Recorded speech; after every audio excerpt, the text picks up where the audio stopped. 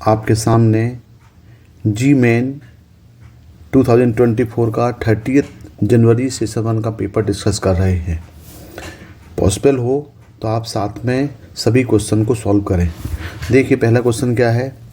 A line passing through the point 90 makes an angle 30 degree with positive direction of X axis.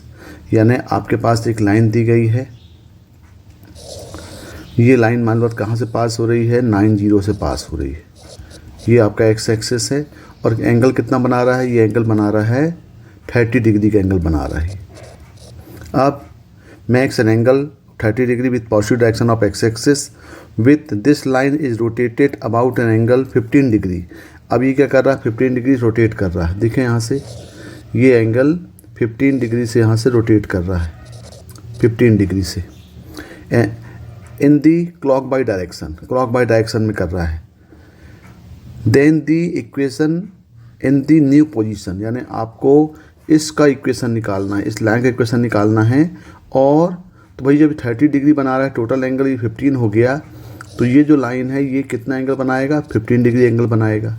इसका मतलब ये हुआ कि simple आपको निकालना है कि आपके पास पासिंग पॉइंट क्या गिवन है।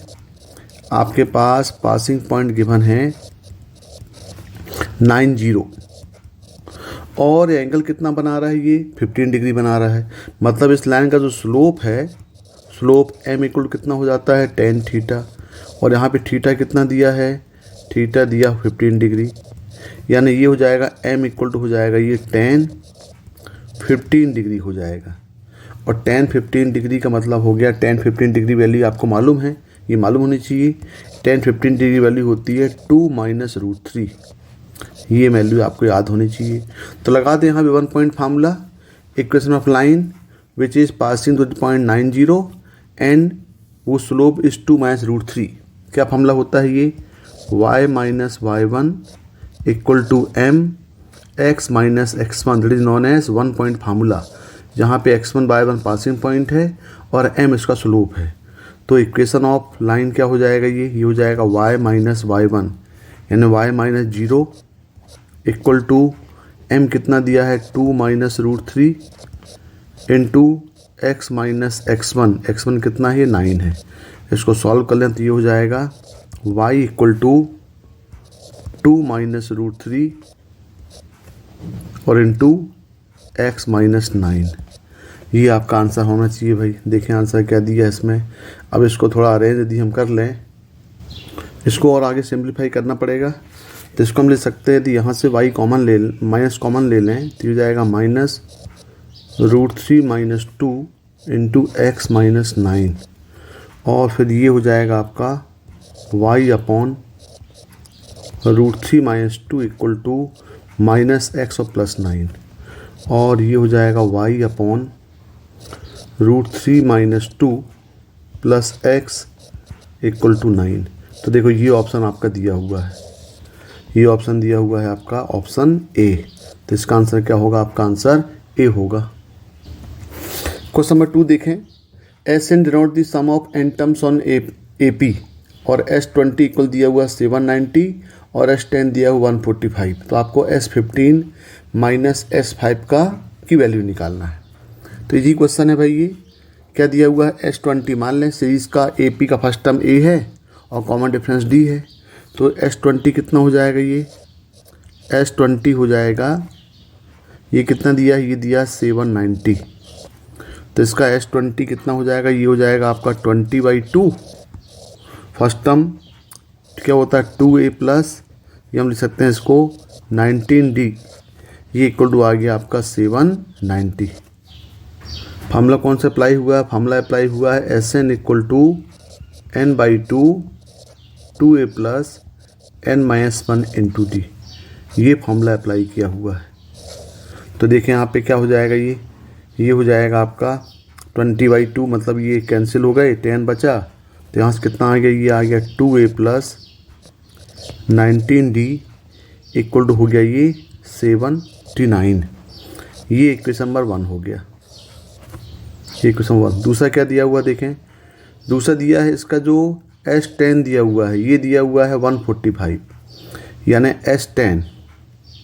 S10 कितना दिया है, S10 दिया हुआ है 145। इस पर भी अप्लाई करते हैं फॉर्मूला, क्या हो जाएगा ये 10/2 2a plus 9d equal to 145।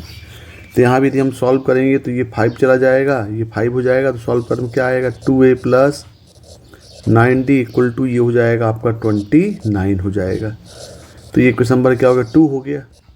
अब हमें क्या करें, दोनों को सॉल्व करके a और d निकाल लें।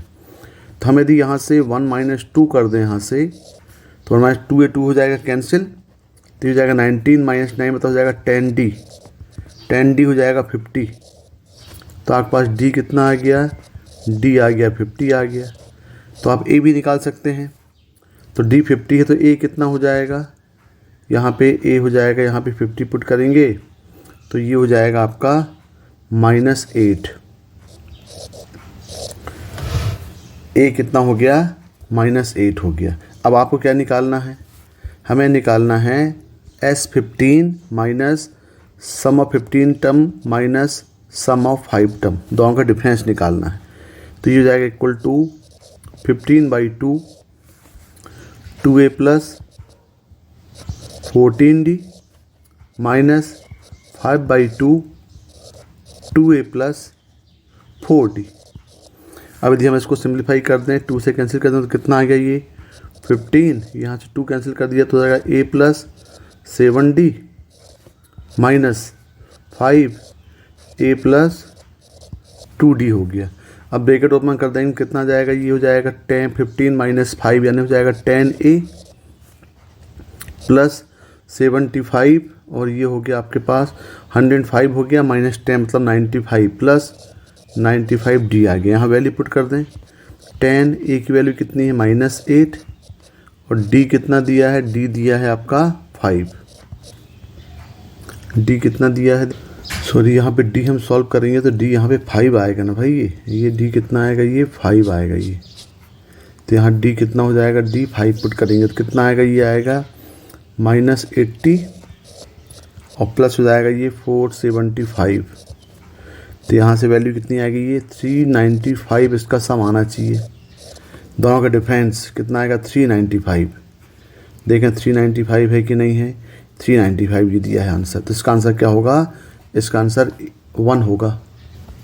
देखें थर्ड क्वेश्चन क्या है, जेड एक कॉम्प्लेक्स नंबर दिया हुआ है x y not equal 0 satisfying the equation Z square plus I Z bar, ये कुल दिया हुआ 0 और आपको निकालना है मॉड जेड का स्क्वायर। तो यहाँ पे यदि हम इसको सॉल्व करें तो ये हो जाएगा Z square equal to minus I Z bar. अब दोनों तरफ हम मॉड ले लें तो mod of Z square equal to mod of minus I Z बार।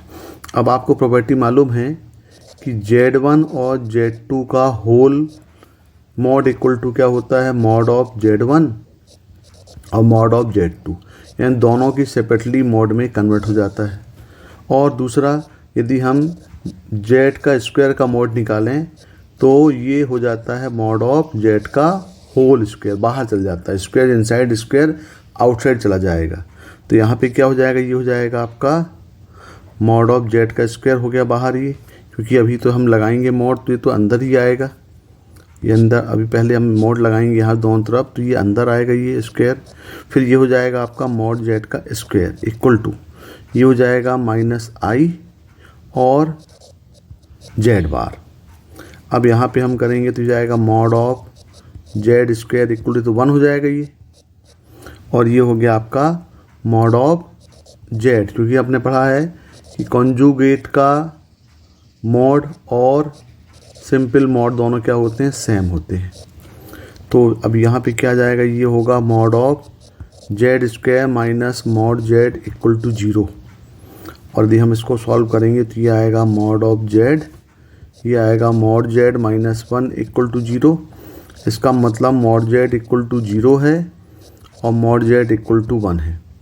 तो मॉड Z 0, इसका मतलब क्या हुआ कि आपका x भी 0 आया, y भी 0 आया, लेकिन आपके क्वेश्चन में दिया हुआ है कि x y not equal to 0, तो इसको आप नेगलेक्ट कर दोगे।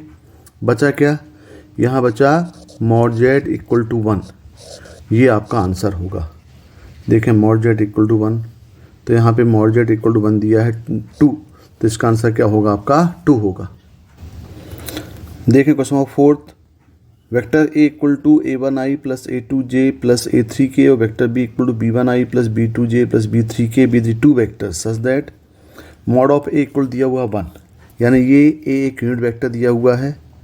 इसका मतलब ये दिया हुआ है a1i plus a2j plus a3k, ये वेक्टर ए है, और वेक्टर बी दिया है b1i plus b2j plus b3k, और यहाँ पे मॉड ऑफ ए कितना दिया है, ये 1 दिया। एक चीज़ ये गिवन मिल गई आपको।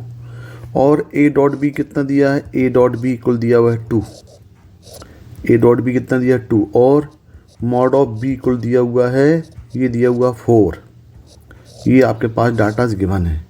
और आपके पास क्या है, ये सी एक वेक्टर दिया हुआ है, vector C equal to twice of A cross B vector minus 3b 3 vector B, ये दिया हुआ है। और आपको निकालना है angle between B and C. क्या फाइंड करना है, angle between B and C. तो मान लें भाई कि let theta is angle between B and C. इसका मतलब आपके पास कॉस थीटा कितना हो जाएगा, ये कॉस थीटा हो जाएगा B dot C upon mod of B और मॉड ऑफ सी। यानी आपको ये मॉड ऑफ बी तो गिवन है, मॉड ऑफ सी निकालना है और बी डॉट सी निकालना है। और गिवन आपके पास ये एक्सप्रेशन जो है वो आपके पास गिवन है। तो आपके पास यहाँ पे दिया हुआ vector C equal to twice of A cross B minus 3b, ये आपके पास गिवन है। और हमें निकालना है बी डॉट सी। तो हम क्या करें, यहाँ पे हम ले लें यहाँ पे डॉट प्रोडक्ट विद बी, क्योंकि आपको बी डॉट सी निकालना है, विद बी बोथ साइड। तो क्या हो जाएगा यहाँ से, ये हो जाएगा C dot B equal to 2 A cross B dot B minus 3b dot B. तो जाएगा C dot B equal to twice of, ये बन गया टेबल प्रोडक्ट बन गया ए बी बी माइनस ये हो गया 3 मॉड ऑफ बी स्क्वायर हो गया। और आपको मालूम है ए बी बी मतलब ये परपेंडिकुलर होगा, तो मतलब इसकी वैल्यू हो गई 0। तो कितना हो गया, ये हो गया C dot B equal to 2 into 0 minus 3, और मॉड ऑफ बी दिया है, देखो कितना दिया है, मॉड ऑफ बी दिया हुआ है यहाँ पे 4, ये हो जाएगा आपका 4 का स्क्वायर। इसका मतलब सी डॉट बी की वैल्यू कितनी आ गई, ये आ गई आपकी ये 60 माइनस 48। तो देखिए एक चीज़ ये मिल गई आपको। अब इस फॉर्मूले में अप्लाई करने के लिए आपके पास बी डॉट सी मिल गया, मॉड ऑफ बी दिया, मॉड ऑफ सी निकालें। तो मॉड ऑफ सी निकालने के लिए अब हम इसी का यूज फिर करें ये इक्वेशन का। तो गिवन इक्वेशन क्या है, गिवन आपके पास इक्वेशन दिया है, तो फिर लेके चलें again vector C equal to twice of vector A cross B minus 3b। अब हमें निकालना है मॉड ऑफ सी, तो हम दोनों तरफ स्क्वायरिंग कर दें। तो यहाँ पे कर दें स्क्वायरिंग बोथ साइड। तो ये क्या हो जाएगा, ये हो जाएगा मॉड ऑफ सी का square equal to twice of, यहाँ पे क्या हो जाएगा, ये हो जाएगा, इसका स्क्वायरिंग करेंगे तो ये बन जाएगा A square plus B square minus 2ab। तो ये हो जाएगा 4, ये हो जाएगा ए क्रॉस बी का square plus 9 mod of B square minus 12 A cross B और डॉट बी। इसका मतलब ये हुआ आपका, तो ये फिर ट्रिपल प्रोडक्ट बन गया ए बी बी, यानी हो गया 0। तो यहाँ पे आपका मॉड ऑफ सी स्क्वायर कितना आ गया, ये यहाँ पे आपका mod of C square equal to ये हो गया 4 ए क्रॉस बी का स्क्वायर प्लस 9 और बी का स्क्वायर कितना दिया 4 स्क्वायर माइनस 0। अब आपके पास ए क्रॉस बी का स्क्वायर निकालना है और हमारे पास ए डॉट बी दिया है। हमें निकालना है, देखो ए क्रॉस बी निकालना है और हमें ए डॉट बी निकालना है। तो आपके पास एक आइडेंटिटी होती है रिलेशन बिटवीन डॉट और क्रॉस प्रोडक्ट। क्या होता है वो? ये होता है डॉट और क्रॉस का रिलेशन ए क्रॉस बी का square plus A dot B का स्क्वायर इक्वल टू होता है ये मॉड ऑफ ए स्क्वायर और मॉड ऑफ बी स्क्वायर। ये रिलेशन आपको याद रखना पड़ेगा। ये दोनों डॉट और क्रॉस को आपस में कनेक्ट करता है। तो हमें ए क्रॉस बी का स्क्वायर निकालना है। तो यदि हमें ए क्रॉस बी का स्क्वायर निकालना है तो हम लिख सकते हैं यहाँ पे ए क्रॉस बी का स्क्वायर, ए क्रॉस बी का स्क्वायर इक्वल टू क्या हो जाएगा? ये हो जाएगा mod of A square mod of B square minus ये होगा ए डॉट बी का स्क्वायर। तो ये हो जाएगा आपका ए क्रॉस बी का square equal to mod of A square दिया हुआ है। मॉड ऑफ ए स्क्वायर देखो कितना दिया है? मॉड ऑफ ए 1 दिया है, मॉड ऑफ बी 4 दिया है। ये अप्लाई करती हो जाएगा आपका 1 का स्क्वायर इंटू 4 का square minus A dot B. A dot B कितना दिया देखें? ए डॉट बी भी 2 दिया है। तो ये हो जाएगा आपका 2 का स्क्वायर। तो यहाँ पे ए क्रॉस बी का स्क्वायर हो जाएगा ये हो जाएगा 16 माइनस 4, यानी यहाँ से ए क्रॉस बी का जो स्क्वायर है ये आ गया 12। तो ये वैल्यू आपको मिल गई। ये चीज़ आपको ध्यान रखना पड़ेगा भाई, ये चीज़ आपको ध्यान देना पड़ेगा यहाँ पे। तो ए क्रॉस बी का स्क्वायर यहाँ पे पुट कर दें हम, तो ये जाएगा मॉड ऑफ सी का स्क्वायर इक्वल टू 4 इंटू कितना आ गया? ये आ गया आपका 12 आ गया, और प्लस ये कितना हो गया? ये हो गया 9 इंटू 16। तो ये आपका टोटल हो जाएगा mod of C square equal to ये हो गया 48 और ये हो गया आपका 144, मतलब आ गया 192। ये 192, इसका मतलब आपके पास जो मॉड ऑफ सी है ये हो गया 192। तो एक वैल्यू ये मिल गई। अब आपको एंगल निकाल लेना है। एंगल क्या था? फार्मूला क्या था? वो कॉस थीटा वाला। तो ये था आपके पास कॉस थीटा इक्वल टू था B dot C upon mod of B और मॉड ऑफ सी। तो बी डॉट सी कितना है? बी डॉट सी आपका आया था -48। मॉड ऑफ बी दिया है, ये कितना दिया है? 4। ये आ गया रूट ऑफ 192 आ गया। तो 192 आ गया। इसको हम सॉल्व करें तो ये कितना हो जाएगा भाई? इसको हम लिख सकते हैं, ये तो कैंसिल हुआ तो ये हो गया 1, ये आ गया 12, यानी ये हो गया आपका -12 अपॉन, इसको हम क्या लिख सकते हैं? ये लिख सकते हैं 9 इंटू, यानी ये हो जाएगा 8√3। तो इसको और कैंसिल करेंगे 4 से तो आएगा -3 अपॉन 2√2।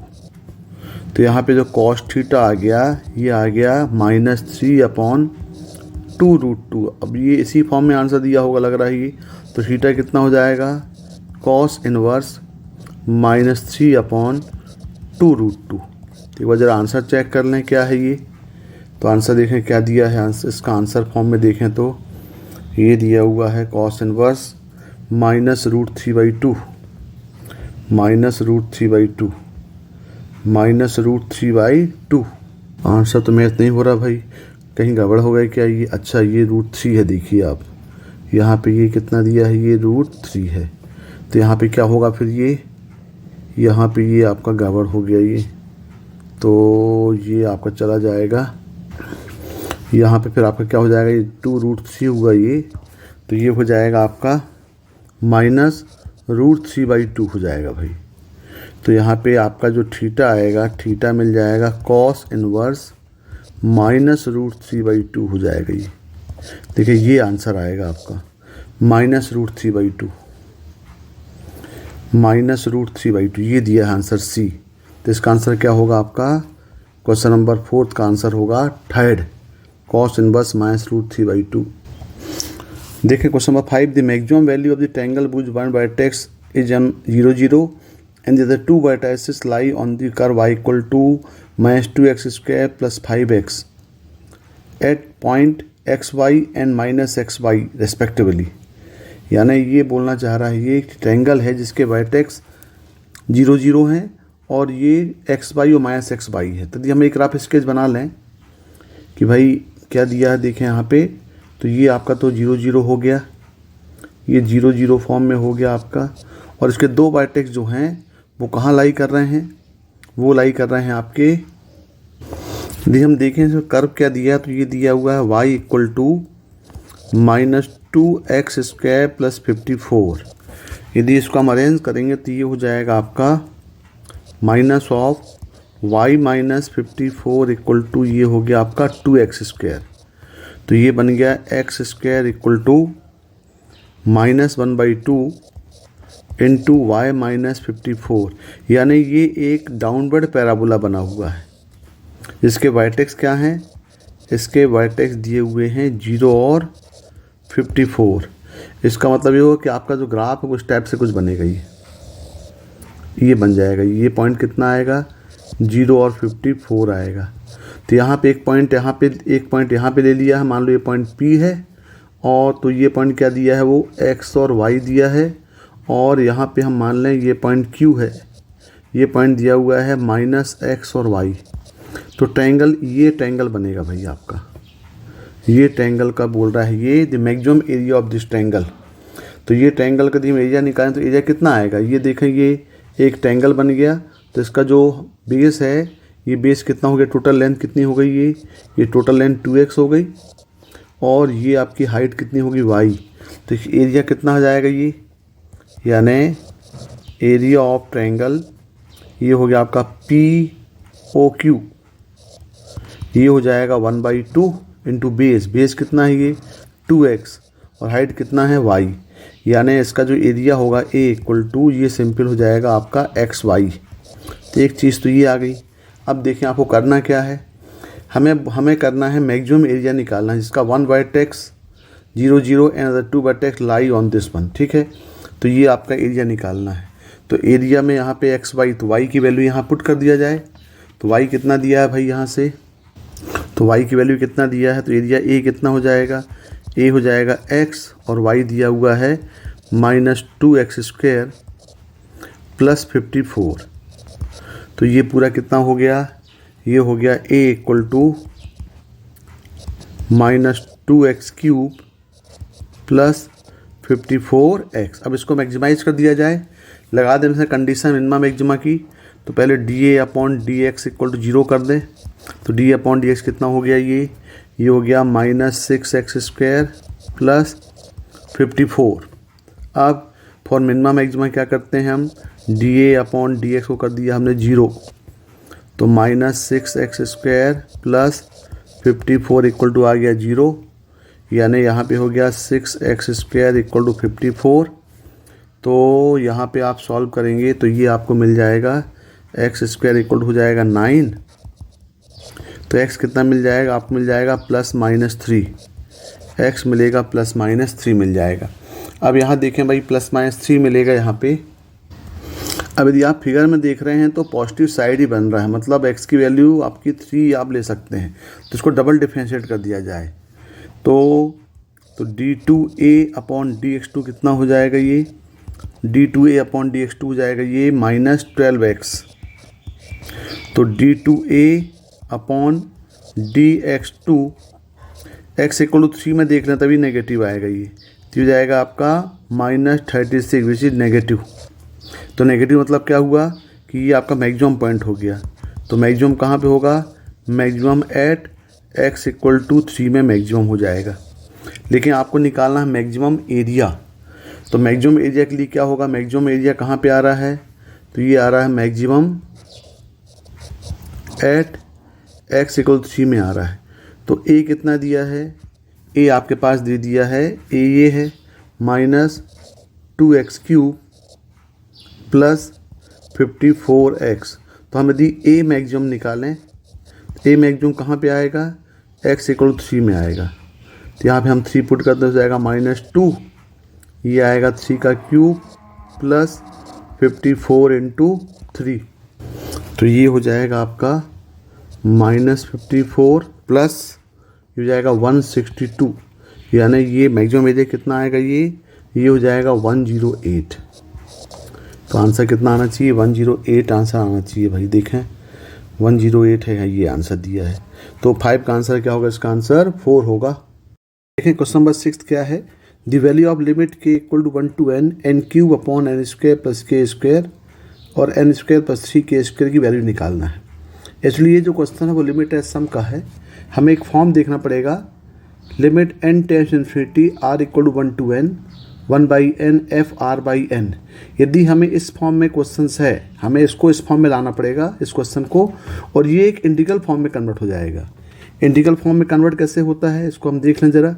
यदि हम इस फॉर्म में लेके आते हैं क्वेश्चन, 1/n हो जाए, f/r/n हो जाए, तो यहाँ पे जो limit n tends infinity 1/n और ये जो f/r/n है, इसमें क्या होता है कि हम रिप्लेस करते हैं, रिप्लेस r/n को हम रिप्लेस करते हैं x से, और 1/n जो है रिप्लेस होता है dx से, और लिमिट n टेंस इन्फिनिटी और जो सिग्मा फॉर्म होता है ये रिप्लेस होता है इंटीग्रल साइन से। और फिर ये क्या बनता है, ये बनता है 0 से 1 fx और dx। तो हमें इसको पहले इस फॉर्म में कन्वर्ट करना पड़ेगा।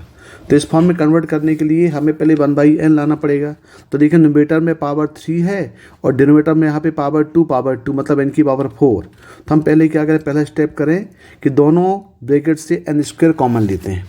तो क्या हो जाएगा, ये होगा limit n tends infinity sigma of k equal to 1 to n, ये होगा n क्यूब अपॉन, यदि हम n स्क्वायर यहाँ से बाहर लेते हैं तो ये हो रहा है 1 प्लस k/n का स्क्वायर, और यहाँ से यदि हम n स्क्वायर कॉमन ले रहे हैं तो ये बन जा रहा है 1 प्लस 3 k/n का स्क्वायर।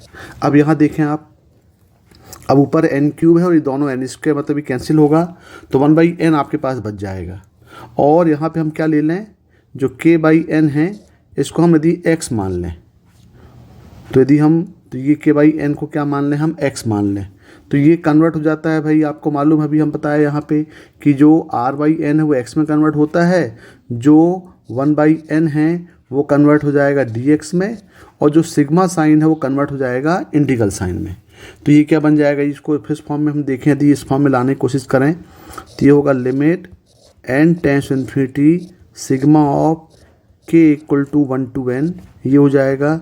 अब देखें n क्यूब और n 4 है तो 1/n बचेगा, यहाँ पे 1/n अपॉन 1 अपॉन यहाँ क्या हो जाएगा, ये 1 प्लस ये होगा k/n का स्क्वायर एक ब्रैकेट में, और दूसरे ब्रैकेट में हो जाएगा 1 प्लस 3 k/n का स्क्वायर, ये हो जाएगा।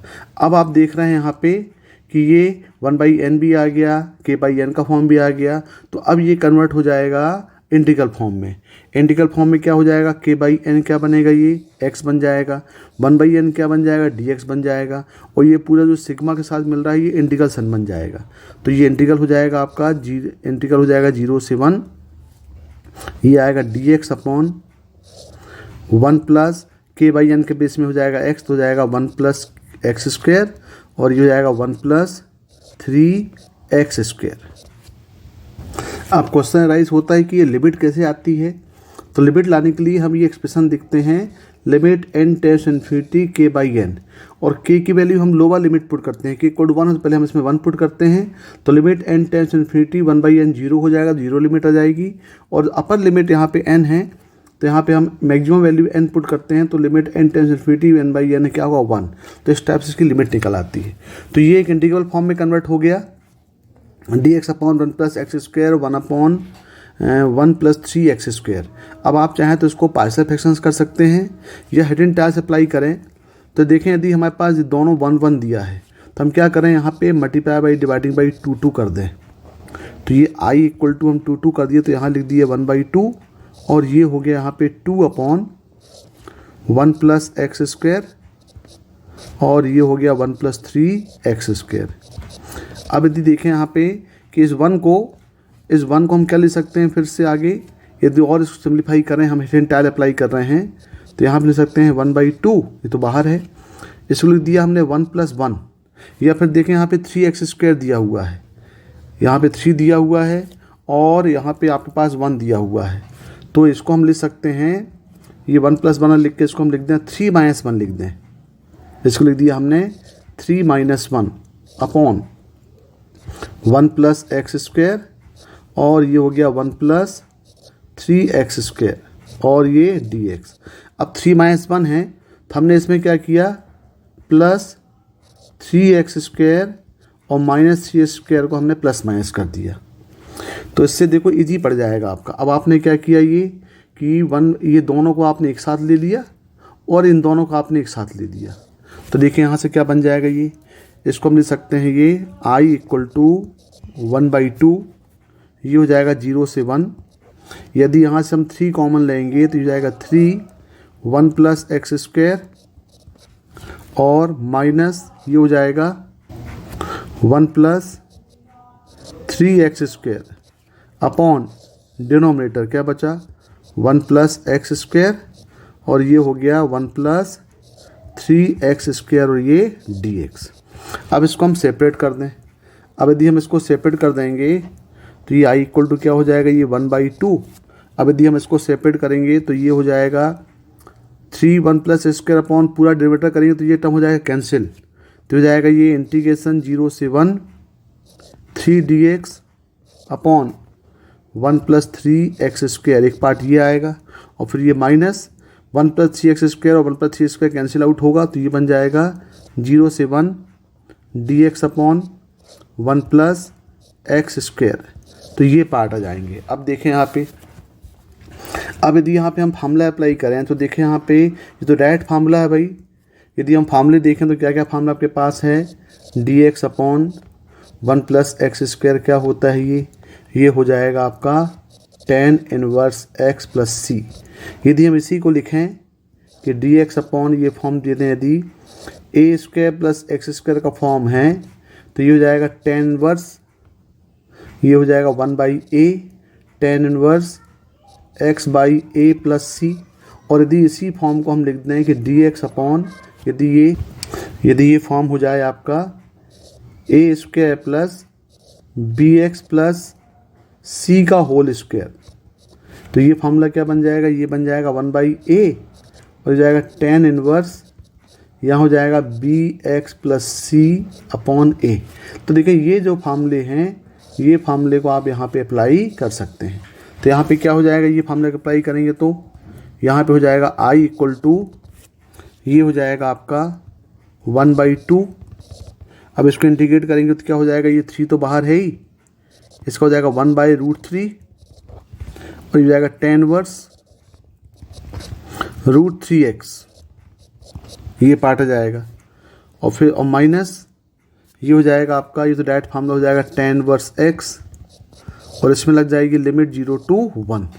अब यहाँ पे हम लिमिट अप्लाई कर दें, लिमिट अप्लाई करेंगे तो क्या हो जाएगा, ये 1/2, ये हो जाएगा आपका, ये कितना आ जाएगा भाई 3/√3, मतलब हो जाएगा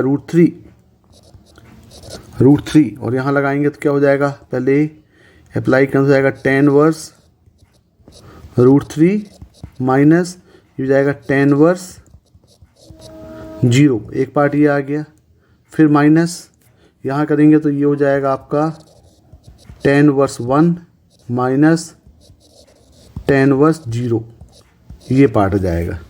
अब यदि हम इसको सॉल्व करेंगे तो ये हो जाएगा 1/2, ये आएगा √3 इंटू, और ये हो जाएगा tan इनवर्स √3 कितना होता है, ये होता है π/3, ये हो जाएगा -0, और ये हो जाएगा फिर माइनस, ये भी 0 हो जाएगा, तो ये हो जाएगा माइनस tan इनवर्स 1 होता है π/4।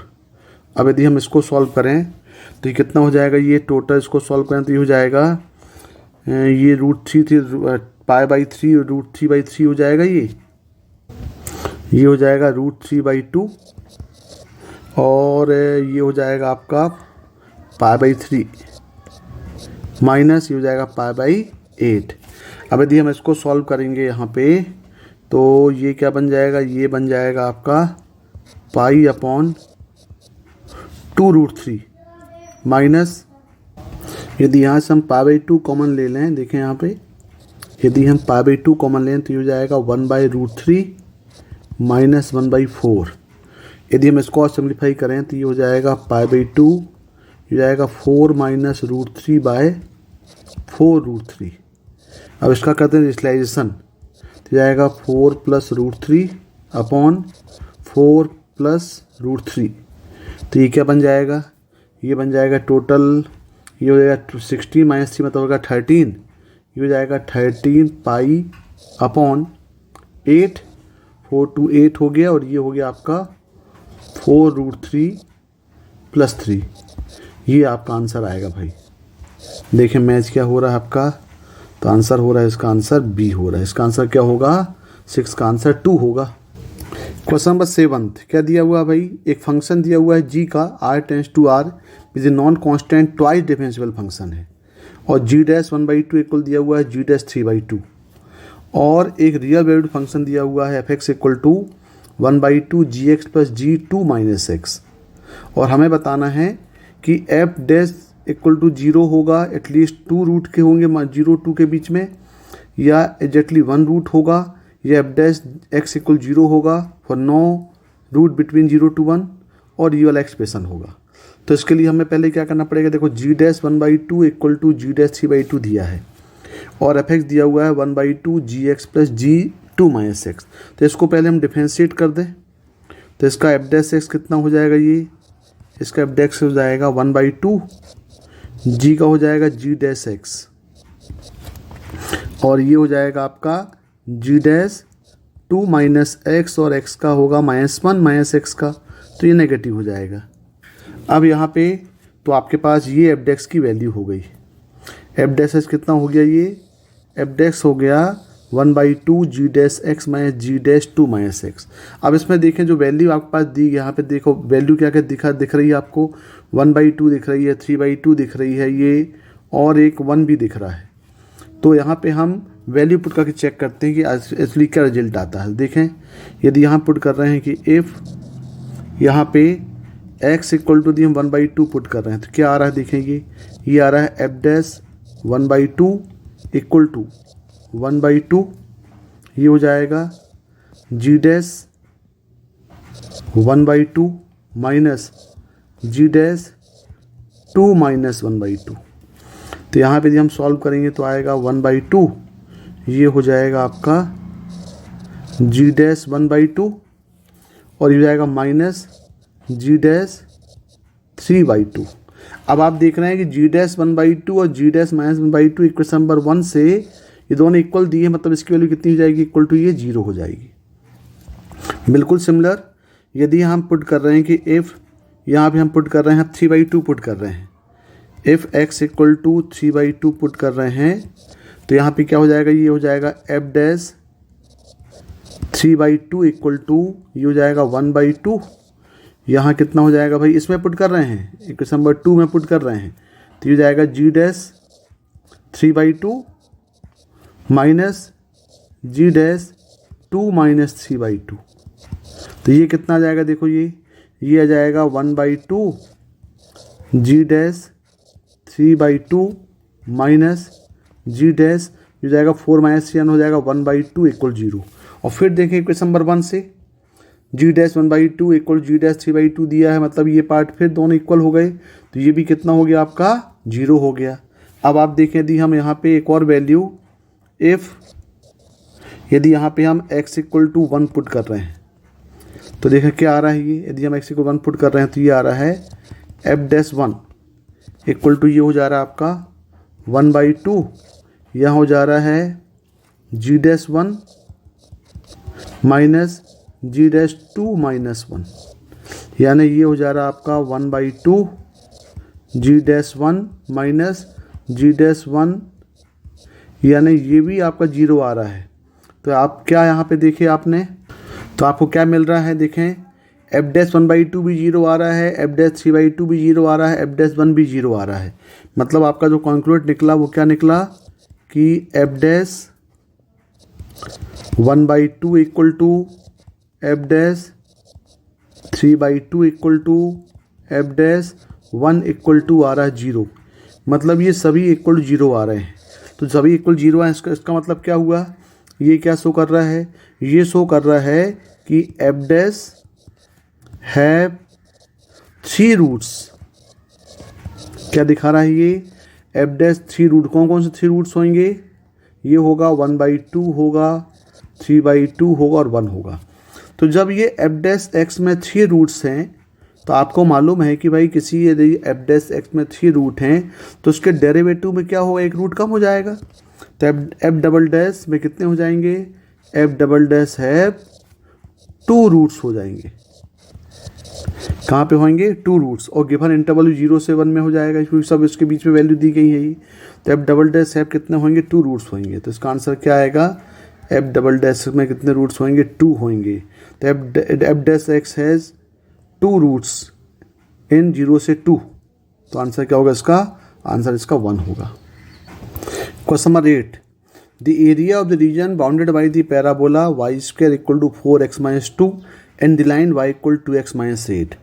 तो एक पैराबोला दिया हुआ है Y square equal to 4x-2, यानी ये एक कौन सा पैराबोला है, ये आपका एक राइट हैंडेड पैराबोला है जिसके वर्टेक्स क्या होंगे, वर्टेक्स होंगे इसके 2 और 0, और एक लाइन दी गई है, लाइन क्या दी गई है, y इक्वल टू 2x-8। तो पहले हम दोनों लाइन और कर्व को सॉल्व करके उनके पॉइंट ऑफ इंटरसेक्शन निकाल लें। तो लाइन और कर्व को यदि हम सॉल्व करेंगे तो ये हो जाएगा आपके, यहाँ से x की वैल्यू निकाल लें, x कितना हो जाएगा, ये y प्लस 8/2 इक्वल टू हो जाएगा x। इसको यहाँ पुट कर दें तो हो जाएगा y square equal to 4, x की वैल्यू हो जाएगी y प्लस 8/2 माइनस 2, और यदि हम इसको सॉल्व करेंगे तो ये हो जाएगा y स्क्वायर इक्वल टू 4, ये कितना हो जाएगा, ये हो जाएगा y प्लस 8 माइनस 4/2। तो ये कैंसिल हो गया, 2 आ गया। तो इसको हम पूरा सॉल्व करेंगे तो ये हो जाएगा 4, ये आ जाएगा y square equal to 2y और प्लस हो जाएगा 8, यानी ये हो गया y square minus 2y minus 8 equal 0। अब इसको फैक्टराइज करेंगे तो कितना आएगा, 4 और 2 आएगा। तो डायरेक्ट हम लिख सकते हैं कि y इक्वल टू क्या होगा, y माइनस 4 हो जाएगा और y माइनस 2 इक्वल हो जाएगा 0, यानी y इक्वल टू आ गया 2 और y इक्वल टू आ गया 4, यानी y की वैल्यू कितनी मिल गई आपको, 2 और 4 मिल गई। अच्छा -4 तो ये +2 हो जाएगा, लग रहा है माइनस आएगा, y इक्वल टू -2 और ये हो गया 4, ये y की वैल्यू मिल गई। अब यदि हम इसका ग्राफ बनाएं, इसका कर्व बनाएं, क्योंकि हमें दोनों का बाउंडेड एरिया निकालना है, find the region bounded by. तो बाउंडेड का एरिया हम निकालें यहाँ पे, तो देखें ज़रा कैसा होगा इसका। ये आपके पास ये तो हो जाएगा आपका, क्योंकि राइट हैंड पैराबोला है जिसके वर्टेक्स 2 0 हैं, इसका मतलब ये जो पॉइंट हो गया ये हो गया इसका वर्टेक्स 2 और 0 हो गई।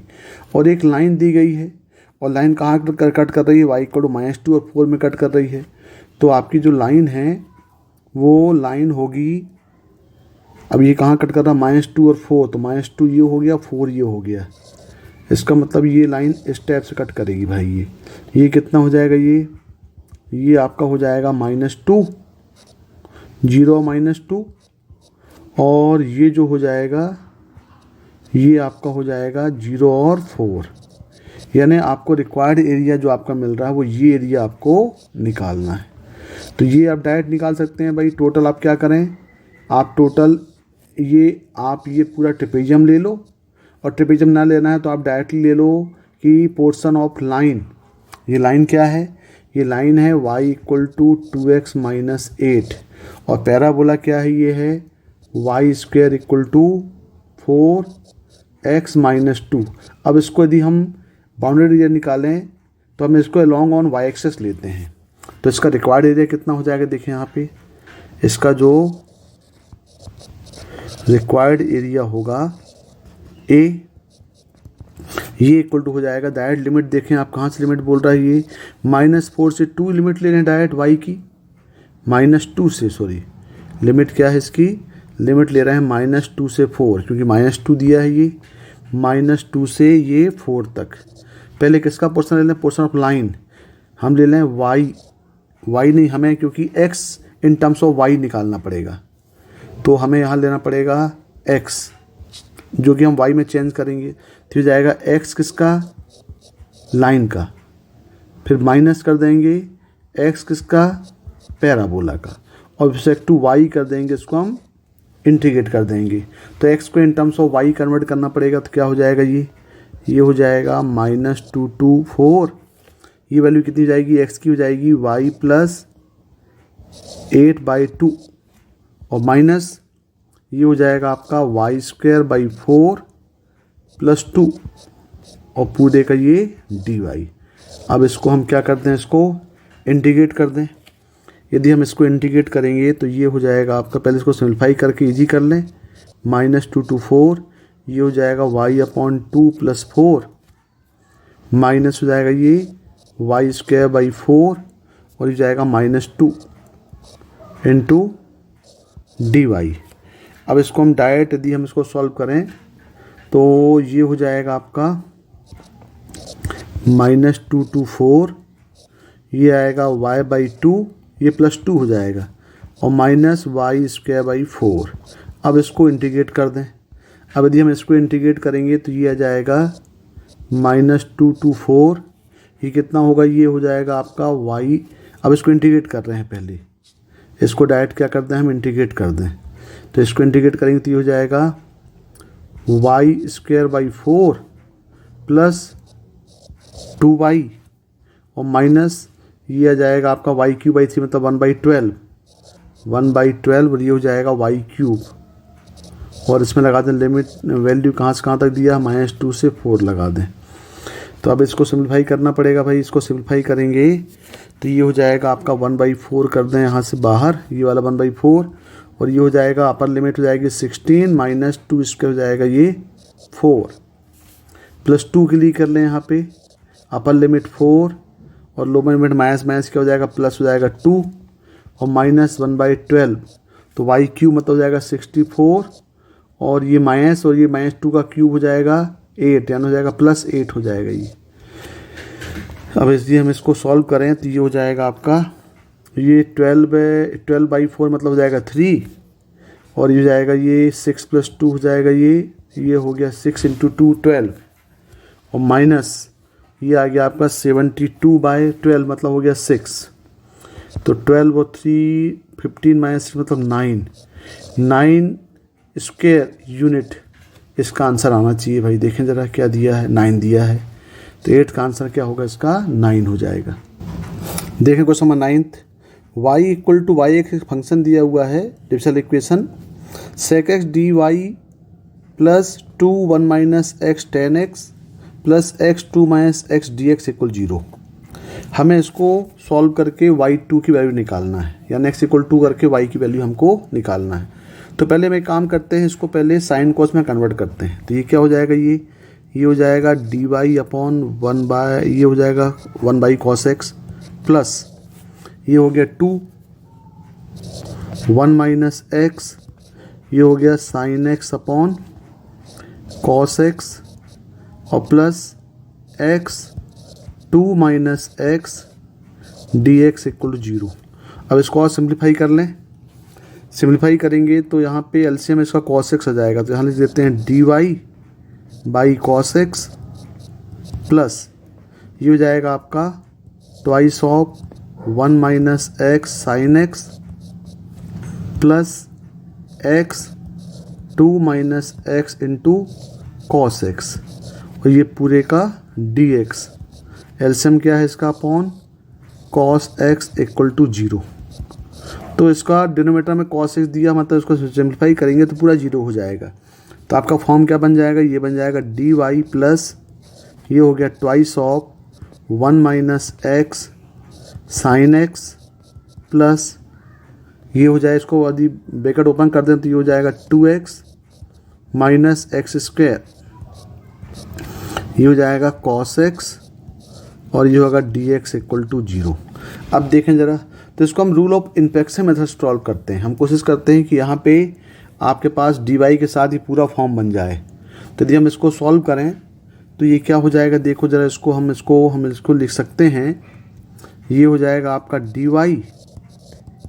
= अब इसको माइनस इस तरफ कॉमन लें तो ये हो जाएगा आपका sin x और इसको ले सकते हैं हम क्या ले सकते हैं, ये 2x - 2 क्योंकि माइनस आ जाएगा, यहाँ पे कॉमन ले लिया हमने और प्लस ये भी माइनस कॉमन लिया तो ये हो गया आपका x² - 2x और यहाँ पे आ गया ये cos x और ये dx और देखो यहाँ पे dx यहाँ भी आएगा, ये पूरा dx है ही। तो अब यहाँ पे हम इसको dx को यदि अरेंज कर दें तो ये जाएगा dy = साइन एक्स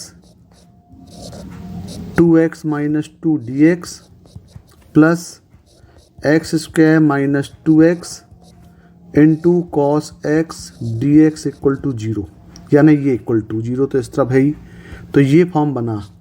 अब यदि आप इसको ध्यान से देखें, यदि हम साइन एक्स को मान लें फर्स्ट फंक्शन, तो ये 2x माइनस 2 dx ये क्या है, ये ध्यान से देखें तो ये बन रहा है आपका d y by d x of x square minus 2x बन रहा है।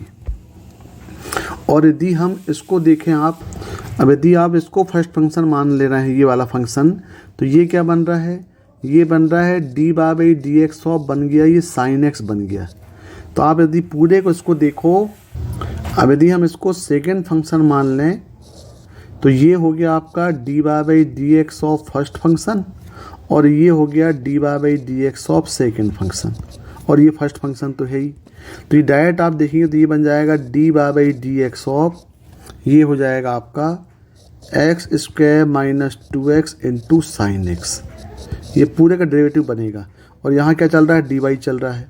अब यदि हम इसको इंटीग्रेट कर दें, यहाँ पे यदि इंटीग्रेट करेंगे तो क्या होगा, ये हो जाएगा ये वाई एक्स का फंक्शन है ये हो जाएगा डी वाई, और इंटीग्रेशन साइन हट जाएंगे तो जाएगा x square minus 2x into sine x, और एक कांस्टेंट आएगा। अब इस कांस्टेंट में आप देखो दिया क्या है, हमें दिया है वाई 0 इक्वल टू 2, यानी x इक्वल 0 पुट कर दें, y इक्वल 2 पुट कर दें, तो ये क्या आ जाएगा, ये आ जाएगा आपका y0 इक्वल टू, ये हो जाएगा पूरा 0 साइन 0 0 मतलब c, और y0 कितना दिया 2 दिया है, मतलब c कितना आएगा 2 आएगा। इसको यहाँ पुट कर दें तो वापस फंक्शन क्या बन गया, yx equal to x square minus 2x into sine x और प्लस आ गया 2। अब आपको निकालना है y2, तो y2 निकालने के लिए यहाँ पे हम क्या पुट कर दें, y2 x इक्वल टू यहाँ पुट कर दें हम, तो ये जाएगा y2 इक्वल टू, ये होगा 4 माइनस 4, ये हो जाएगा साइन 2 और प्लस 2, यानी ये हो जाएगा y2 इक्वल टू, ये 4 माइनस 4 0 हो जाएगा, मतलब 0 प्लस 2। इसका मतलब आपका जो आंसर आएगा y2 की वैल्यू कितनी आएगी, 2 आएगी। देखो जरा इसका आंसर 2 है कि नहीं है, इसका आंसर में 2 दिया है, तो 9th का आंसर क्या होगा, 9th का 1 होगा। Alpha beta gamma with the foot perpendicular from the point 1 2 3 on the line x plus 3/5 equal to y minus 1/2 equal to z plus 4/3, then alpha beta gamma, आपको अल्फा बीटा गामा की value निकालना है।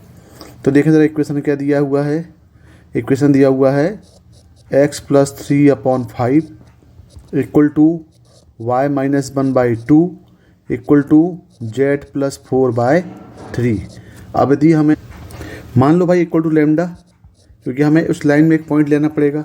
मान लो वो line जो है वो ये है, ये लाइन आपके पास दी गई है x प्लस 3/5, इसको हम लाइन मान लें, और यहाँ पे एक पॉइंट P है, जो पर्टिकुलर पॉइंट यहाँ पे दिया हुआ है, मान लो ये पॉइंट हम A मान लेते हैं, ये पॉइंट दिया हुआ है 1 2 और 3, हमें इसके परपेंडिकुलर दिया हुआ है ये, और ये पॉइंट क्या है, अल्फ़ा बीटा और गामा, हमें ये अल्फ़ा बीटा गामा की वैल्यू निकालना है।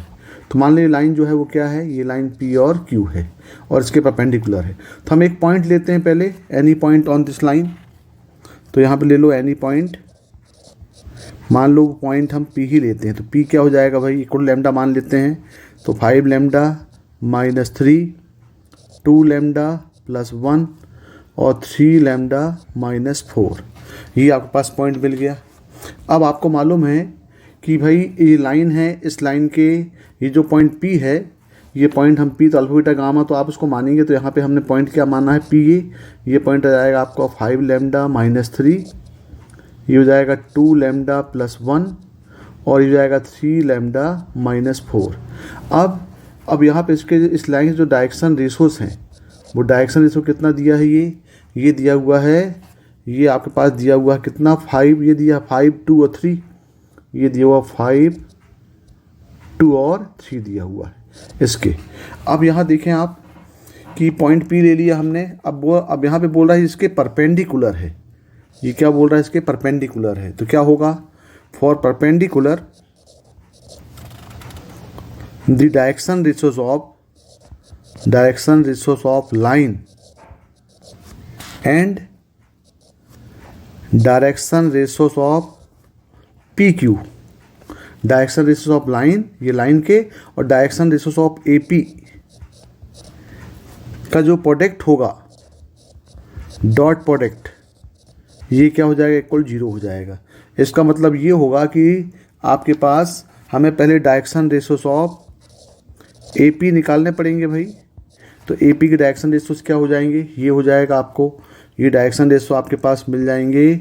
ये पॉइंट हम ले लें, क्या हो जाएगा, ये हो जाएगा 5 लैम्डा माइनस 3 माइनस 1, ये माइनस करना पड़ेगा, और 2 लैम्डा प्लस 1 माइनस 2, और ये जाएगा 3 लैम्डा माइनस 4 माइनस 3। तो ये पॉइंट कितना हो जाएगा, ये पॉइंट हो जाएगा आपका 5 लैम्डा माइनस 4, ये हो जाएगा 2 लैम्डा माइनस 1, और जाएगा 3 लैम्डा माइनस 7। ये हो गया आपको डायरेक्शन रेशियो, किसका हो गया, ये हो गया डायरेक्शन रेशियोस ऑफ AP, क्योंकि आपको पोजीशन वेक्टर निकालना पड़ेगा A और P का। तो ये हो जाएगा 5 लैम्डा माइनस 4। अब यहाँ पे आपके पास क्या है कि दोनों परपेंडिकुलर हैं, तो AP का वेक्टर AP और वेक्टर PQ दोनों का जो डॉट प्रोडक्ट है वो क्या होगा, इक्वल टू 0 होगा। तो यदि हम इसको सॉल्व करें तो ये हो जाएगा आपका 5 लैम्डा माइनस 4 इंटू इसका कितना है, ये दिया 5, तो इंटू हो जाएगा 5 plus 2 lambda minus 1 into 2 plus 3 lambda minus 7 into 3। इनका प्रोडक्ट क्या होगा, इनका सम क्या होगा, 0 हो जाएगा। इसको सॉल्व कर लें, इसको सॉल्व करेंगे तो ये हो जाएगा 25 lambda minus 20 plus 4 lambda minus 2 plus 9 lambda minus 21 equal to 0, और सॉल्व करेंगे तो ये हो जाएगा 24 29, और ये हो जाएगा 9 यानी 38 लैम्डा इक्वल टू हो जाएगा ये हो जाएगा 43। तो आपके पास यहाँ से लैम्डा कितना मिल गया, 43/38 आपको लैम्डा की वैल्यू मिल गई। अब हम इसको पुट करें P के कोऑर्डिनेट्स, तो P निकाल लें। P क्या दिया है एक्चुअली आपके पास, P के कोऑर्डिनेट आपके पास हैं 5 लैम्डा माइनस 3, 2 लैम्डा प्लस 1 और 3 लैम्डा माइनस 4। यहाँ पे हम पुट कर दें, लैम्डा की वैल्यू पुट कर दें। लैम्डा इक्वल टू क्या दिया है, ये 43/38। तो यहाँ से P की वैल्यू मिल जाएगी आपको, P इंटू 5 इंटू 43/38 माइनस 3 जाएगा 2 इंटू 43/38 प्लस 1 और 3 इंटू 43/38 माइनस 4। अब यदि हम इसका एलसीएम लेके सॉल्व करेंगे तो ये पॉइंट मिल जाएगा आपको, ये हो जाएगा 101/38, ये मिल जाएगा 124/38, और ये हो जाएगा माइनस 23/38। तो ये हो गया P। और एक्चुअली दिया क्या है, ये पॉइंट आपको दिया है अल्फ़ा बीटा और गामा, ये अल्फ़ा बीटा गामा दिया है। देखो ये पॉइंट, ये जो पॉइंट दिए हैं दोनों अल्फ़ा बीटा गामा दिए हैं। तो यहाँ से हम, इसका मतलब अल्फ़ा कितना हो गया, अल्फ़ा हो गया 101/38 और बीटा आ गया 124/38 और गामा हो गया माइनस 23/38। अब आपको निकालना क्या है वो देखें, हमें निकालना है value of 19 into alpha plus beta plus gamma. हमें निकालना है 19, हमें क्या निकालना है 19 alpha plus beta plus gamma. तो ये कितना हो जाएगा भाई, ये हो जाएगा आपका 19, ये जाएगा 101 प्लस 124 माइनस 23, अब कैल्शियम ले लिया तो जाएगा 38। तो ये कितना जाएगा, ये हो जाएगा आपका 19, मतलब ये जाएगा, ये कैंसिल होगा 1 और ये 2, तो ये हो जाएगा आपका 202/2 इक्वल टू आएगा 101। 101 इसका आंसर आना चाहिए। देखिए 101 है कि नहीं है, 101 ऑप्शन बी में दिया हुआ, 2 में दिया हुआ है, तो इसका जो आंसर होगा वो 101 होगा। Question number 11, 2 integers x and y are chosen with replacement from the set 0 1 up to 10, यानी आपके पास एक सेट दिया हुआ है, ये सेट दिया हुआ है 0 1 2 3 अप टू 10, यानी इसमें जो नंबर ऑफ इंटीजर्स हैं वो कितने हैं टोटल, तो टोटल नंबर्स में हो गए आपके पास, टोटल नंबर हो गए 11 हो गया। तो भाई 11 और आपके पास क्या चूज़ कंडीशन क्या दिया है, कंडीशन दिया हुआ है x minus y is greater than 5, यानी आपके पास x और y चूज़ करना है। तो यदि हम माने इन प्लेस ऑफ x हम 11 वैल्यू पुट कर सकते हैं और इन प्लेस ऑफ y भी 11 वैल्यू पुट कर सकते हैं। तो टोटल इसका जो सैम्पल स्पेस आएगा ये हो जाएगा 11 इंटू 11, यानी ये हो जाएगा 121। तो इसका सैम्पल स्पेस कितना आ गया, 121 आ गया। अब हमें x minus y greater than 5 की कंडीशन निकालना है।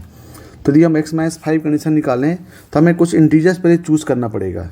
तो पहले हम देखें यहाँ पे y चूज़ कर रहे हैं, यदि यहाँ पे हम एक टेबल बना लें y चूज़ कर लें तो हम देखेंगे कि कंडीशन क्या हो जाएगी, ये x minus y is greater than 5 की कंडीशन निकालेंगे और फिर हम x को चूज़ करेंगे और टोटल इसमें काउंट करेंगे नंबर ऑफ़ वैल्यूज़ कितनी होगी।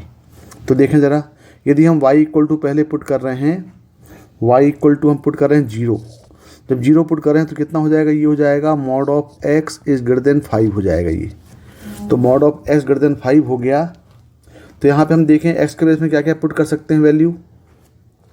यदि हम x के प्लेस में पुट करें, क्योंकि आपके पास टोटल वैल्यू यहाँ पे 0 से लेके 10 तक हम चूज़ कर सकते हैं, तो x ग्रेटर देन 5 के लिए हम यहाँ पुट कर सकते हैं क्या क्या वैल्यू पुट कर सकते हैं, जिसमें x 5 से ग्रेटर हो। तो ये वैल्यू आएगी आपके पास 6 आएगी, 7 होगी, 8 होगी, 9 होगी और 10 होगी, यानी टोटल नंबर कितने हो जाएंगे, इसके टोटल नंबर 10 हो जाएंगे। ये क्लियर हुआ। अब यदि हमारे पास हमने x equal to y equal to 1 ले लिया तो ये हो गया x minus 1 is greater than 5, x minus 1 greater than 5 में अब हम x की वैल्यू क्या क्या पुट कर सकते हैं। यहाँ पे x की वैल्यू देखें यहाँ पे, तो आप तो यहाँ पे 6 पुट नहीं कर सकते भाई, क्योंकि 6 माइनस 1 करेंगे तो 5 आ जाएगा, 5 ग्रेटर देन 5 पॉसिबल नहीं है।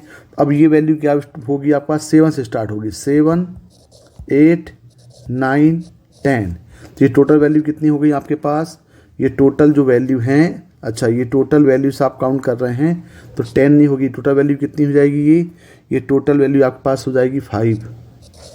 यहाँ कितनी हो जाएंगी, टोटल 4 हो जाएंगी। ये 5 वैल्यू हो गई, ये 4 वैल्यू हो गई। फिर हम पुट करेंगे यहाँ पे 2, अब 2 पुट करेंगे तो ये हो जाएगा x माइनस 2 ग्रेटर देन 5। अब 2 पुट करेंगे तो 7 यहाँ पे काउंट नहीं कर पाएंगे, 7 यदि हम 7 पुट करेंगे तो 5 ग्रेटर देन 5 पॉसिबल नहीं है, यानी आप पुट कर पाएंगे 8 9 और 10, यानी टोटल वैल्यू कितनी हो जाएगी, टोटल वैल्यू 3 हो जाएगी। अब यहाँ पे देखें आगे, अब हम 0 रख दिया, 1 रख दिया, 2 रख दिया, अब यहाँ 3 रख दें। अब यदि यहाँ पे हम 3 रखेंगे तो ये हो जाएगा x माइनस 3 ग्रेटर देन 5। अब देखें यहाँ पे, अब यदि यहाँ पे 8 रखेंगे तो फिर 5 बन जाएगा, मतलब यहाँ पे हम 8 नहीं रख पाएंगे, सिर्फ 9 और 10 रख पाएंगे। तो ये हो जाएगी आपकी टोटल वैल्यूज हो जाएंगी 2। और यदि यहाँ पे आप यहाँ पे क्या रख दें, 4 रख दें। यदि हम 4 रखेंगे तो ये मिल जाएगा आपको x minus 4 is greater than 5, यानी यहाँ पे सिर्फ आप क्या पुट कर पाओगे, सिर्फ 10 पुट कर पाओगे, यानी टोटल वैल्यू कितनी हो गई, 1 हो गई। तो टोटल इसमें यानी इन प्लेस ऑफ x हम कितनी वैल्यू पुट कर पाएंगे, हम total in place of x put कर पाएंगे यहाँ पे, ये टोटल हो गया 9 3 12 14 15, यानी 15 वैल्यू हम यहाँ पे पुट कर पाएंगे इन प्लेस ऑफ x, यानी वी कैन चूज x कितने बार, 15 टाइम्स। अब यहाँ देखें भाई, जैसे हमने यहाँ पे mod of x minus y लिया है, बिल्कुल सिंदर आप x y को इंटरचेंज कर सकते हैं। तो x y को इंटरचेंज हम करेंगे तो बिल्कुल सेम प्रोसीजर आएगी, जो x के लिए आएगी वो y के लिए भी आएगी, यानी ये भी कितना हो जाएगा, टोटल 15 हो जाएगा। यानी टोटल आपके पास जो टोटल नंबर्स आएंगे वो नंबर कितने हैं, उसको हम n ही बोल दें, ये टोटल नंबर कितने आएंगे, टोटल 30 आ जाएंगे, ये टोटल 30। अब आपको निकालना है प्रोबेबिलिटी, टोटल प्रोबेबिलिटी के लिए क्या हो जाएगा, ये probability of a equal to हम ले लेंगे NE event upon number of sample space, ये हो जाएगा 30 और टोटल कितना है 121। तो टोटल आंसर आना चाहिए 30 अपॉन 121। देखें आंसर है क्या, 30/121, ये आंसर ए दिया हुआ है। तो इसका जो आंसर होगा, ये आंसर क्या होगा, इसका 1 होगा, यानी 11 का आंसर 1 होगा। Question number 12, find the domain of the function f x equal to cos inverse 2 minus mod x by 4 और प्लस लॉग 3 माइनस एक्स का इनवर्स। हमें इसका डोमेन निकालना है, यानी दो फंक्शन दिए गए हैं, एक को हम f1x मान लें, एक को f2x मान लें। दोनों फंक्शन के डोमेन निकाल के दोनों का हम पॉइंट ऑफ इंटरसेक्शन निकालना पड़ेगा। तो पहला हम निकालते हैं पहले कॉस इनवर्स, पहले निकालते हैं cos inverse 2 minus mod x by 4। अब आपको मालूम कि two minus cos inverse x, तो कॉस इनवर्स एक्स कहाँ लाई करता है भाई, उसका डोमेन क्या होता है, -1 से 1 होता है। यानी अब ये देख रहे हैं आप कि इन प्लेस ऑफ एक्स क्या है, 2 माइनस मॉड एक्स बाई 4 है। तो ये कहाँ लाई करेगा, ये लाई करेगा -1 और 1 के बीच में। अब यदि -1 और 1 के बीच में लाई करेगा तो हम उसको पहले सॉल्व कर लें। तो ये जाएगा -4 less than equal to minus mod x less than equal to 4। ये 2 को ट्रांसफ़र कर दें यहाँ पे हम, ये 2 को यहाँ ट्रांसफ़र करने तो कितना हो जाएगा, ये -4 + 2 less than equal to minus mod x less than equal to 4 - 2। तो हो जाएगा आपका -2 less than equal to minus mod x less than equal to हो गया 2 हो गया ये। अब यहाँ देखें आप, सॉरी यहाँ पे देखें आप 2 ले जाएंगे तो यहाँ पे क्या होगा, ये माइनस होगा ना भाई, ये माइनस हो जाएगा ये। तो यहाँ पे कितना हो जाएगा माइनस, यानी ये वैल्यू कितनी हो जाएगी, ये हो जाएगी आपकी -6 हो जाएगी। ये कितना होगा, -6 हो गया, यानी माइनस मॉड एक्स -6 और 2 के बीच में लाई करेगा। अब आपको मालूम है यहाँ पे कि -6 और 2 के बीच में लाई करेगा तो यहाँ नेगेटिव है। तो आपको ये मालूम है कि भाई यदि a less than -x less then b है, तो यदि हम x को माइनस मल्टीप्लाई करें तो आपकी इनइक्वालिटी चेंज हो जाती है। मतलब क्या होगा, -b less than x less then क्या हो जाएगा, ये -a हो जाएगा। तो यदि हम इसी चीज़ के यहाँ फॉलो करें तो ये कितना मिल जाएगा, ये हो जाएगा आपका -2 less than equal to mod x less than equal हो जाएगा, ये 6 हो जाएगा। अब ये वाला पार्ट देखें आप, ये तो ऑलवेज 2 होगा। तो यहाँ पे हम क्या लेंगे, सिर्फ यहाँ पे हम लेंगे कि mod of x less than equal to 6 होगा। और जब mod x less than equal to 6, इसका मतलब क्या है, -6 less than equal to x less than equal to 6 होगा। तो x की वैल्यू कहाँ पे लाई करेगी, x की वैल्यू लाई करेगी -6 और 6 के बीच में। तो एक पार्ट तो आपका ये आ गया। अब दूसरा पार्ट देखें, दूसरा पार्ट में क्या दिया हुआ है, ये दिया हुआ है log e 3 minus x inverse है।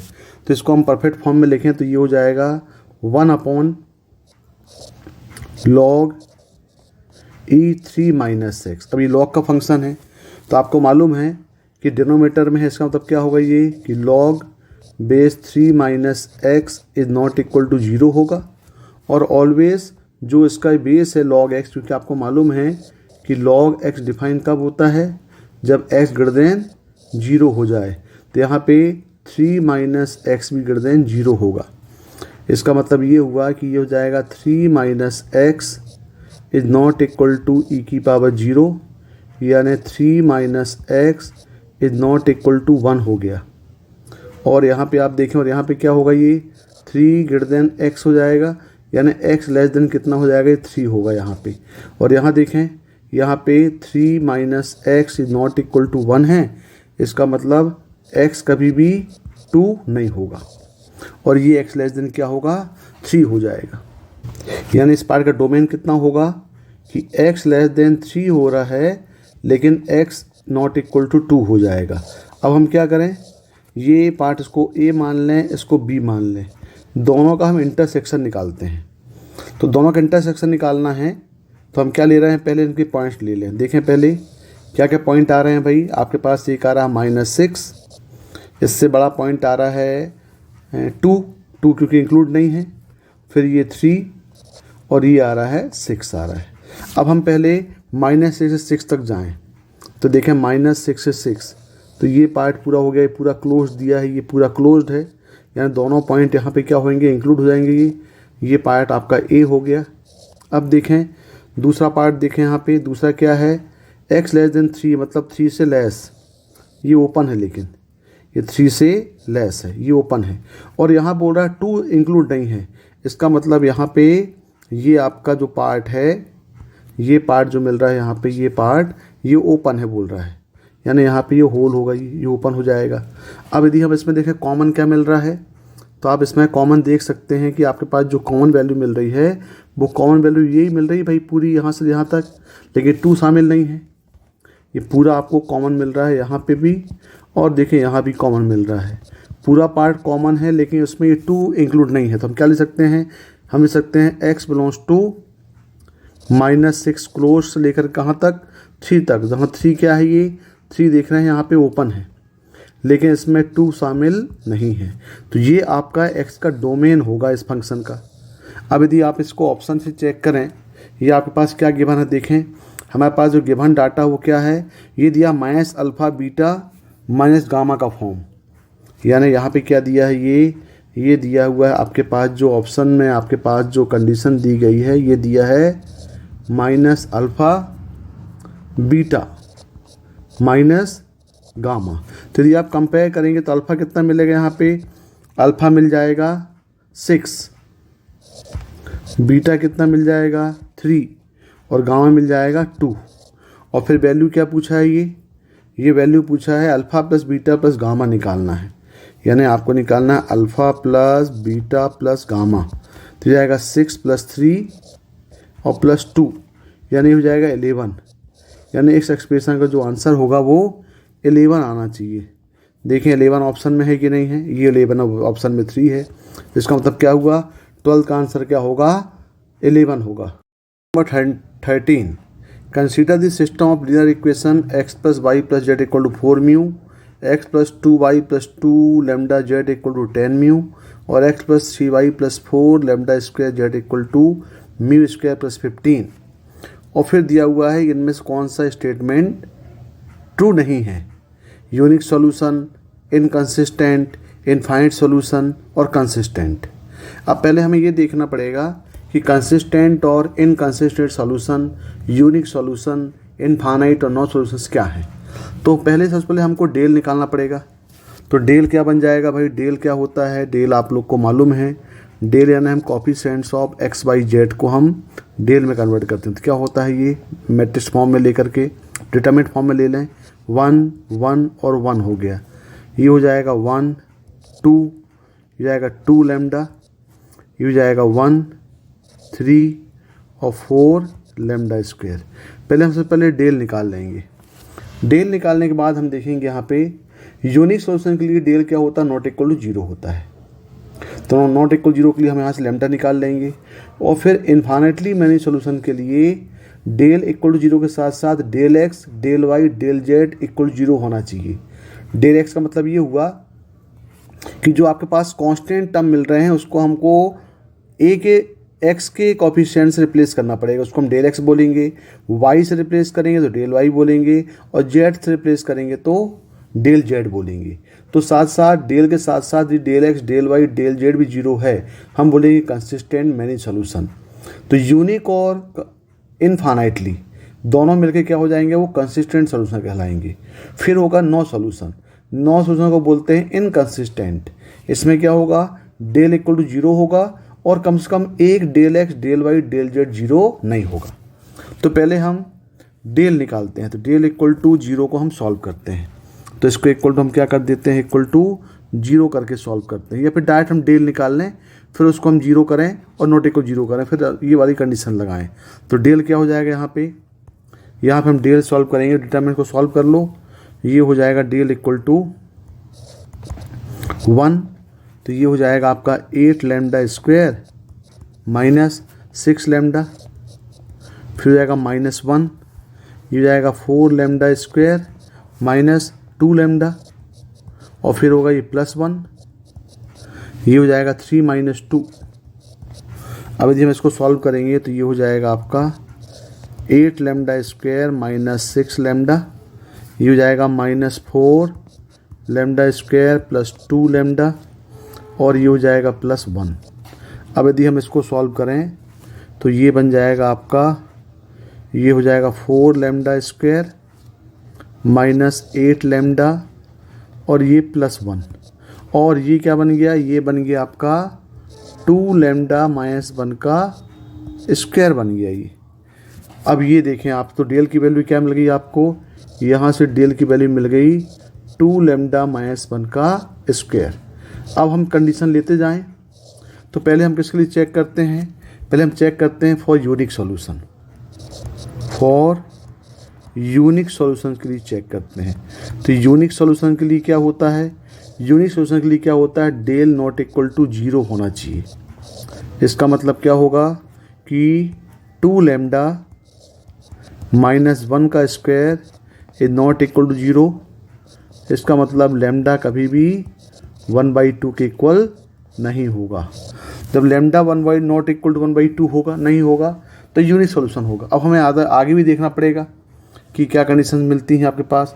तो हम पहले यहाँ पे क्या करते हैं, तो यूनिक सॉल्यूशन के लिए तो लैम्डा नॉट इक्वल टू 1/2 नहीं होना चाहिए। तो देखें ऑप्शंस में क्या दिए हैं, ऑप्शंस में यूनिक के लिए दिए हुए हैं lambda not equal to 1/2 and mu is not equal to 1/15। क्योंकि जब यूनिक सोल्यूशन है तो यूनिक सोल्यूशन में जो कांस्टेंट टर्म होते हैं वो डिपेंड नहीं करते, इसका मतलब म्यू की वैल्यू डिपेंड नहीं करेगी। तो ऑप्शन ए, तो हमें ऑप्शन ए जो है वो करेक्ट लग रहा है।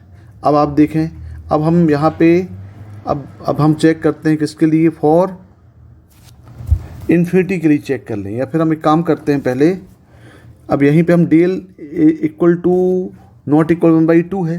अब हम लेके चलते हैं कि लेट, यदि लैम्डा 1/2 है, लैम्डा 1/2 का मतलब क्या हुआ कि हम यहाँ पे लेते हैं कि डेल इक्वल टू 0 है, ये हम लेके चलते हैं। तो यदि हम डेल, तो यहाँ पे 1/2 लेते हैं तो डेल एक्स की वैल्यू निकाल लें, तो डेल एक्स क्या हो जाएगा, यहाँ पे देखें आप, तो यदि हम डेल एक्स की वैल्यू निकालेंगे तो डेल एक्स के लिए जो पहला एक्स का कॉफिशेंट है वो रिप्लेस होगा कांस्टेंट टर्म से। तो कांस्टेंट टर्म क्या मिल जाएगा, यहाँ पे कांस्टेंट टर्म आपके पास मिल जाएगा 4 म्यू 10 म्यू और ये जाएगा म्यू स्क्वायर प्लस 15 और बाकी दोनों टर्म ऐसे ही रहेंगे। तो ये 1 2 और 3 और यहाँ देखें, अब ये जो डेल, आप डेल की वैल्यू निकालें तो जो लैम्डा है, ये लैम्डा के प्लेस में हम 1/2 पुट कर दे रहे हैं। यहाँ पे ये जो लैम्डा दिख रहा है इसके प्लेस में 1/2 पुट कर दे रहे हैं। तो क्या हो जाएगा, ये 1, ये जाएगा 2 × 1/2 और ये जाएगा 4 × 1/2 का स्क्वायर। अब यदि हम इसको सॉल्व करें तो ये हो जाएगा 4 mu 10 mu mu square plus 15 1 2 3 और ये हो जाएगा आपका 1 1 और 1। अब यदि हम डिटरमिनेंट को सॉल्व करें, या डिटरमिनेंट की प्रॉपर्टी लगा लें, भाई 1 मिल रहा है तो हम इसको 0 कर दें। तो यहाँ प्रॉपर्टी लगा दें, यहाँ पे R2 टेंस टू कर दें, R2 tense to R2 minus R1 और R3 tense to R3 minus R1 कर दें। तो क्या हो जाएगा, देखो ये जो डेल एक्स की वैल्यू है ये आपकी हो जाएगी, ये तो हो जाएगा 4 म्यू, ये कितना होगा, ये 10 - 4 हो जाएगा 6 म्यू और ये जाएगा ये म्यू स्क्वायर प्लस 15 और माइनस हो जाएगा 4 म्यू, यहाँ हो जाएगा 1, ये हो जाएगा 2 - 1 1 और 3 - 1 हो जाएगा 2, हो जाएगा 1 0 और 0। अब यदि हम इसको सॉल्व कर लें, तो क्या मिल जाएगा, यहीं पे सॉल्व करते हैं इसको, इक्वल टू ये हो जाएगा आपका 4 म्यू, तो ये हो जाएगा 4 म्यू यानी 0, फिर जाएगा -1, ये भी 0 और फिर होगा +1।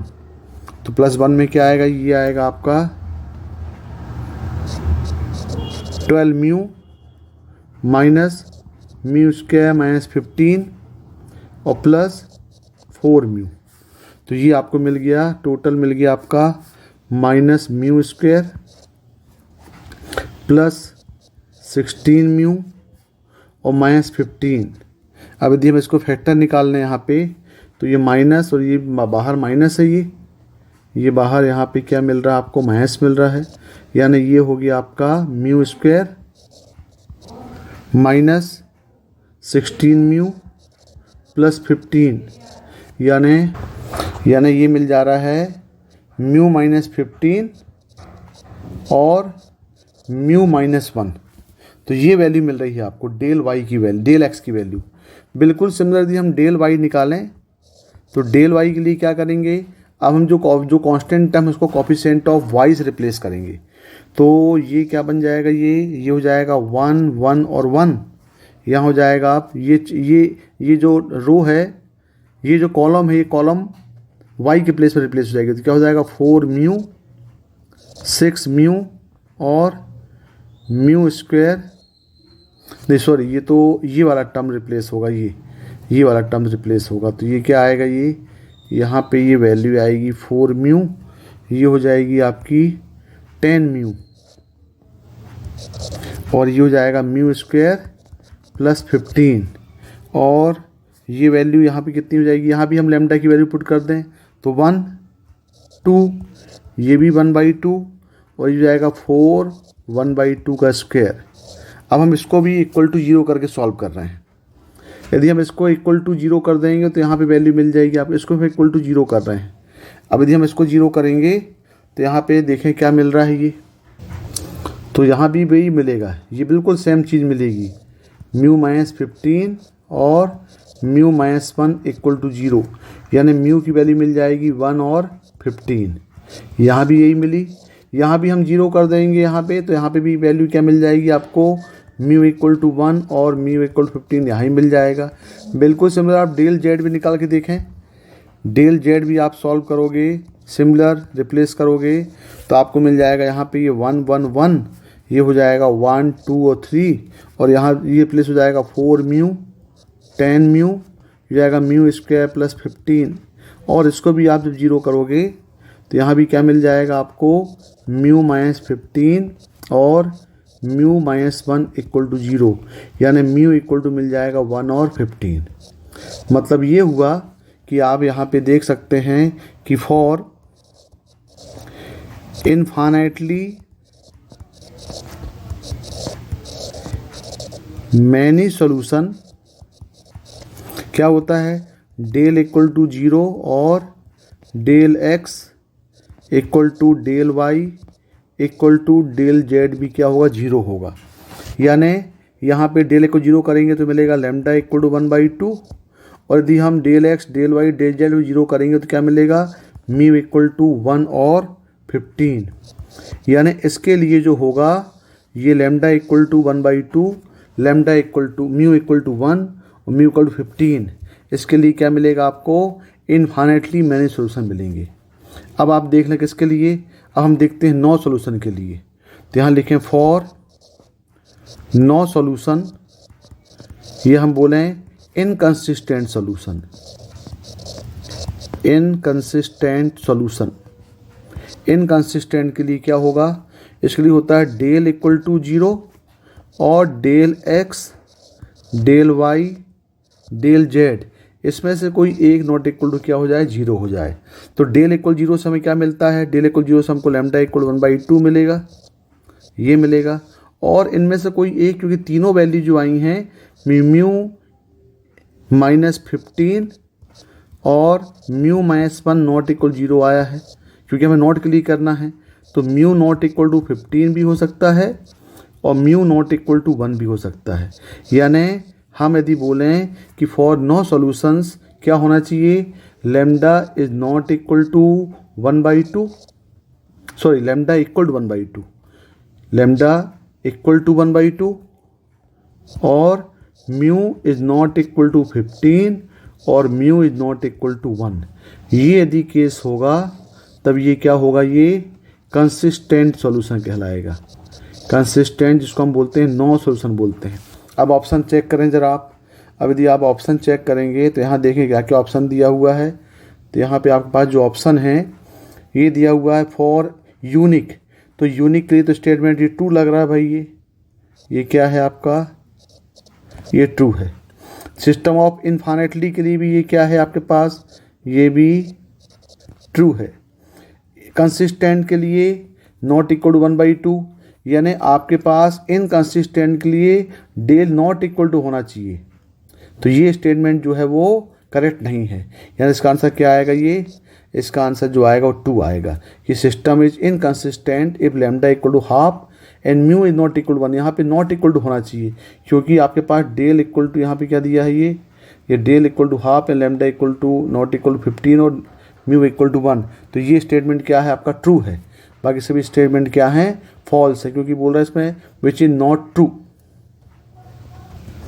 Question number 14, if the circles x plus 1 square plus y plus 2 square equal to r square and the circle x square plus y square minus 4x minus 4y plus 4 equal to 0 intersect at exactly 2 distinct points. तो भाई आपके पास जो circle S1 दिया हुआ है, ये दिया x plus 1 का स्क्वायर प्लस y प्लस 2 का square equal to r square. तो इसके सेंटर क्या हो जाएंगे, इसके जो सेंटर हैं ये -1 और -2, और इसका जो रेडियस है, रेडियस ये दिया है r। अब आपके पास जो S2 दिया है वो क्या दिया हुआ है फॉर्म में, ये दिया है, ये फॉर्म में आपके पास S2 इक्वल टू जो फॉर्म दिया है x square plus y square, ये दिया है -4x minus 4y plus 4 equal 0। तो आपको मालूम है यदि कोई circle x square plus y square plus 2gx plus 2ay plus c के जनरल फॉर्म में हो तो इसका जो सेंटर है, ये सेंटर क्या होता है इसका सेंटर होता है -g और -f। तो -g -f करेंगे तो यहाँ पे 2g इक्वल -4, यानी इसका जो सेंटर है ये मिल जाएगा आपको 2 और 2, और इसका जो रेडियस है, रेडियस क्या होता है √g square plus f square minus c। तो ये मिल जाएगा आपको, रेडियस करेंगे तो ये हो जाएगा आपका 2। तो ये आपके सेंटर और रेडियस दोनों सर्कल के मिल गए। अब क्या बोल रहा है, दोनों सर्कल दूसरे को इंटरसेक्ट एट एग्जैक्टली 2 पॉइंट। इसका मतलब है दोनों सर्कल एक दूसरे को 2 पॉइंट में कट कर रहे हैं, तो ये दोनों इंटरसेक्ट करेंगे भाई, ये इंटरसेक्ट कर रहे हैं। देखो ये हम मान लें कि ये S1 है और ये S2 है। इसके सेंटर क्या ले लें, इसके जो सेंटर हैं, ये सेंटर हम इसको C1 मान लें, इसका सेंटर C2 मान लें। तो इसके सेंटर कितने हो जाएंगे, ये आ जाएगा आपका -1 और -2, और इसके सेंटर हो जाएंगे 2 और 2 हो जाएंगे। तो अब दोनों एक दूसरे क्या कर रहे हैं, इंटरसेक्ट कर रहे हैं। और यदि हम इसका रेडियस देख लें तो इसका जो रेडियस है, ये रेडियस कितनी हो जाएगी, ये C1 की रेडियस यहाँ पे r दिया है, और ये जो रेडियस है ये वाली, ये रेडियस 2 दिया है। अब यहाँ पे सर्कल क्या करते हैं, सर्कल्स इंटरसेक्ट इन 2 डिस्टिंक्ट पॉइंट, 2 डिस्टिंक्ट पॉइंट्स। कब करेंगे, जब r1 minus r2 less than C1 C2 less than r1 plus r2 हो जाए। ये होती कंडीशन जब दो सर्किल दूसरे को इंटरसेक्ट करते हैं, तो r1 minus r2 less than C1 C2 less than r1 plus r2, जहाँ पे r1 पहले सर्किल रेडियस है, r2 दूसरे सर्किल रेडियस है, और C1 C2 जो है वो डिस्टेंस बिटवीन सेंटर से, दोनों सेंटर के बीच के डिस्टेंस को हम बोलेंगे C1 C2। तो यहाँ पे r1 क्या है, r1 पहले सर्किल रेडियस बोलें तो यहाँ पे r1 दिया हुआ है r, दूसरे सर्कल दिया है 2, तो r minus 2 less then distance निकाल लें। डिस्टेंस कितना हो जाएगा, डिस्टेंस निकालेंगे तो ये हो जाएगा -1 -2 का स्क्वायर प्लस -2 और -2 का square less than r plus 2। अब इसको सॉल्व कर लें तो ये हो जाएगा आपका r minus 2 mod less than, ये हो जाएगा √9 plus 16 less than r plus 2 हो गया ये। तो ये हो जाएगा आपका r minus 2 less then 5 less than r plus 2 हो गया। अब इसको सॉल्व कर लें, सेपरेट सॉल्व कर लें। तो पहले पार्ट ले लें हम r माइनस 2 लेस देन 5, दूसरा कर लें 5 लेस देन r प्लस 2। तो यहाँ पे कितना हो जाएगा, ये हो जाएगा r लेस देन 7, यहाँ कितना होगा, ये आर लेस देन 7, यहाँ क्या हो जाएगा ये हो जाएगा 3 लेस देन आर, यानी आर जो ग्रेटर देन 3 हो जाएगा। तो दोनों जब डिस्टिंक्ट पॉइंट में करेंगे, दोनों का यदि हम एक साथ मैच कर दें तो ये हो जाएगा 3 less than r less than 7, यानी जो रेडियस की रेंज है यदि वो 3 और 7 के बीच में है तो हम बोलेंगे दोनों साइकिल जो है वो एक दूसरे को क्या करेंगे, इंटरसेक्ट करेंगे। तो इसका आंसर जो होगा वो 3 less than r less than 7, मतलब इसका आंसर देखें 14 का आंसर थर्ड होगा। Question number 15, if the length of the minor axis of ellipse is equal to the half of the distance between the foci, then the eccentricity of the ellipse निकालना है आपको। मतलब मान लो आपके पास एक एलिप्स दिया हुआ है, मान लो एलिप्स आपके क्वेश्चन हम मान लेते हैं x square upon a square plus y square upon b square equal to 1, और हम लेके चलते हैं कि ये एक ए ग्रेटर देन बी यहाँ पे है, यानी ये हॉरिजॉन्टल एलिप्स है। तो देखें जरा एक हॉरिजॉन्टल एलिप्स बनाते हैं यहाँ पे, ये आपका एक हॉरिजॉन्टल एलिप्स हो गया। यहाँ पे ये आपके मेजर एक्सेस और माइनर एक्सेस हो गए, ये आपका हो गया सेंटर। इसका ये हो गया वर्टेक्स ए, ये कितना होता है A0, और ये हम मान लेते हैं ए डैश, इसके वर्टेक्स हो गए ये माइनस ए और 0 हो गए। पॉइंट ऑन वाई एक्सेस ले लेते हैं, ये मान लेते हैं B, ये होता है 0B, और ये होता है B डैश, ये होता है 0 और माइनस B। अब यहाँ पे देखें फोकाई है, ये फोकाई यहाँ पे S और एक फोकाई यहाँ पे S डैश है। तो ये कितना होता है AE0 होता है ये, और ये होता है माइनस AE और 0। अब आपके पास क्वेश्चन क्या पूछा है, क्वेश्चन पूछा है the length of major axes, length of minor axes of the ellipse is equal to the distance between the foci. अब यहाँ देखें भाई, दोनों फोकाई के बीच का डिस्टेंस, ये डिस्टेंस कहलाता है। ये कितना होगा टोटल, ये डिस्टेंस ये होगा 2AE हो जाएगा। और लेंथ ऑफ माइनर एक्सेस बोले तो ये बोल रहा BB डैश, यानी यहाँ से लेकर के यहाँ की लेंथ, ये कितना हो जाएगा, ये हो जाएगा 2B, ये कितना होगा 2B हो जाएगा। यानी एज पर क्वेश्चन यहाँ पे दिया हुआ है length of minor axes is equal to half of distance between foci। तो देखें यहाँ पे कितना हो जाएगा, ये हो जाएगा लेंथ ऑफ माइनर एक्सेस कितना हो गया 2B हो गया, ये 2B इक्वल टू ये आ गया 1/2 और डिस्टेंस बिटवीन फोकाई होता है 2AE। तो ये 2 कैंसिल हो गए, इसका मतलब यहाँ पे क्या आ गया, यहाँ पे ये हो गया 2B इक्वल टू AE हो गया। और यहाँ से हम देखें यदि तो B अपॉन A कितना हो गया, ये B अपॉन A हो गया E/2। तो एक पार्ट ये मिल गया। अब आपको क्या निकालना है, हमें निकालना है एसेंट्रिसिटी। एसेंट्रिसिटी ऑफ एलिप्स कितनी होती है, एसेंट्रिसिटी एलिप्स होती है E equal to root of 1 minus B square upon A square होता है। यहाँ वैल्यू पुट कर दो तो E equal to root of 1 minus ये कितना हो जाएगा, ये हो जाएगा E²/4। अब दोनों तरफ स्क्वायरिंग कर दें, दोनों तरफ स्क्वायरिंग करेंगे तो क्या हो जाएगा, ये हो जाएगा E² minus equal to 1 minus E²/4। और यदि आप इसको सॉल्व करेंगे तो ये जाएगा 4E² equal to 4 minus E², यानी ये हो जाएगा 5E² इक्वल टू 4, और यहाँ से E² मिल जाएगा आपको 4/5, यानी E हो जाएगा 2/√5। क्योंकि कभी एसेंट्रिसिटी नेगेटिव होती नहीं है तो हम क्या लेंगे 2/√5।